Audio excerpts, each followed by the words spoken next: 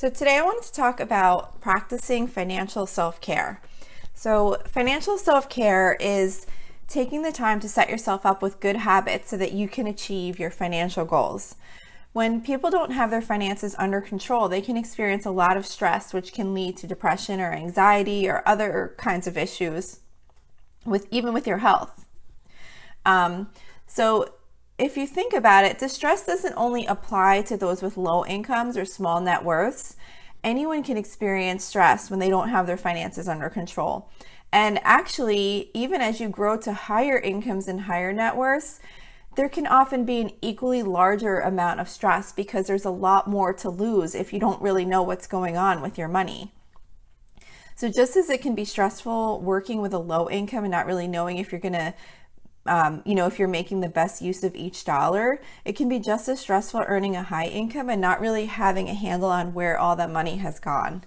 So it's really important to practice financial self-care no matter where you are in your financial journey. So while it might not seem like at first thought, having your finances under control is just as important to your self-care as rest and living a healthy lifestyle. So today I'm just going to talk about some financial self-care practices you can implement in your life just to kind of help you keep on top of what's going on and, to help you feel good in those areas and know that you're doing something to set yourself up for the future. So the first tip, of course, the first practice, I guess, is to just be making sure that you're tracking your expenses and updating your budget. If you're just going through life day to day and not really knowing what's coming in and going out, it can make you feel really uneasy about all of your purchases because you really have no way to know how much you can afford to spend on anything. Even if you have a budget but you're not keeping up on it, that can add stress too because you might be worrying about how you're doing compared to what you had planned on. So by putting some time aside, like making sure for yourself, you devote some time to put aside to track your expenses and maintain your budget on a regular basis, it's going to make you feel much more in control of your money. And being more aware of your income and expenses helps you make better decisions on your spending habits. If you have no idea how much you have to spend on something, you might just buy it because you think, oh, we have plenty of money. I make this much a week or this much a month or whatever. And without taking into account all of the other expenses that money has to go for, you really don't have any idea until it's too late. So it's really important to set some time aside on a regular basis to track your expenses and update your budget. And you'll feel good about doing that. You don't have to spend a ton of time. The more time you spend, of course, the more you'll get into the details and you'll improve upon it. But even just doing a small amount of time to set aside to look at it will really help you feel better and more aware of what's going on. Another tip is to have a plan to pay down your debts or to stay out of debt if you're not in debt. So if you have any debt that needs to be paid down, regardless of how much it is, it's important to get a plan laid out because even if the amount is really large, you don't want to let it overwhelm you. It's best to get it laid out on paper and come up with a realistic plan because having that hanging over your head and not even really kind of acknowledging it and putting it down and coming up with a plan can be overwhelming in and of itself and can make you feel stressed out. So you want to just see what it is, come up with a plan, and then just work on that plan. And if you're not currently in debt, it's still really important to be mindful about your spending to make sure that you stay out of debt because debt causes stress and it puts pressure on your budget by having to allocate a portion of your income to cover those payments. So by having a plan in place, if you do have debt or if you don't have debt, the plan, if you have debt, to get out of it, and then if you don't have debt, the plan to make sure you're tracking your expenses and your budget financially so you don't go into debt, really can kind of put your mind at ease. And if you are in debt, just like I said, just by having that plan in place will help you put your mind at ease knowing that there's an end in sight. And even if the plan to pay down your debt is going to take a really long time, it's still better to have a plan with a rough timeline than to feel like you'll just always have this burden of debt. So it's really important for yourself to make sure that you sit down and get a plan together. And a lot of people might say, oh, it is what it is. I have debt. It'll never go away. And it doesn't bother me. But I think it really does bother most people. So it's really important to kind of get a handle on that and know where you're at and know what your plan is to get out of it. Another tip for financial self-care, and I think this one is really important, and I don't think it's talked about that much, but it's really to create a bare bones budget that you would use in an emergency situation. So of course you're going to have your regular budget, but when you do your regular budget, it's a good idea to take some time for yourself to sit down and create a budget that cuts out everything that is not an essential. No dining out, no Netflix, no fancy coffees. You want to create a budget that is completely stripped out of everything that's not essential, so that you can have something to rely on as like a basic budget if you had a financial emergency arise. At least you would have a plan in place, laying out the very minimum that you need to survive for the short term until you can recover from whatever the situation is. And by having that, it just kind of can put your mind at ease, knowing that if something were to happen, you have a plan, because you don't want to get into a bad financial situation where maybe you either temporarily lose a job, or maybe you have a huge medical expense or something like that. And now, while you're under all that stress, you have to try and deal with this budget and figure out what to do. If you can already have that in place, even just having it in place, if you never need to use it, it just kind of makes you feel better, because you know you have that in place and you don't have to worry. If something bad were to happen, you already have a plan and you know how you'll deal with it and what will get cut immediately. So I think having a bare bones budget, kind of prepared on the side to be used in an emergency is a really good idea. And you don't have to do that often. I mean, that's something you could update maybe, once a year, like as things change. Your budget doesn't really change that much as far as like on a high level, like what your general income and expenses are that are your basics. So that's something you could really just take some time to set aside maybe once a year and just kind of update that, so that in the back of your mind you have that plan, and if something were to happen, you could go to that and see like exactly what needs to get cut out.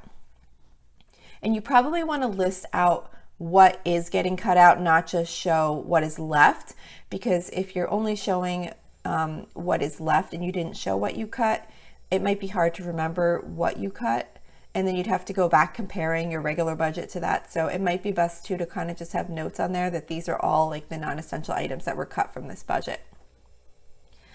Okay, so then another financial self-care practice you really want to sit down and look at occasionally is making sure that you have a plan for your retirement. It's a good idea to sit down and do a projection of what your retirement savings will look like at your expected retirement age. I would recommend not worrying about the big giant gap that the investment companies often show. This is where you need to be and this is where you're going to be at, because everyone I've spoken to, including people that are at very high income levels, well, maybe not very, very high, but really good income levels, has always agreed that there's shows that they need way more than what it's projecting that they're going to be at. So while I'm sure that would be great to hit those numbers, I don't think it's realistic for a lot of people to hit those numbers. So don't just look at that and say, oh, it's not even worth projecting. I guess that's what I'm trying to say. Maybe it's an okay benchmark to look at, but don't look at that and say, oh, I'm never going to have enough and it's not even worth looking at this. Just sit down and do your own projection. You could just do a really simple calculation, estimating what you're going to be adding to the account each year, kind of showing your beginning balance plus what you're going to be adding each year, and then using like an estimated growth rate to add into that each year. And that can give you a pretty good idea of what you're going to have when you retire.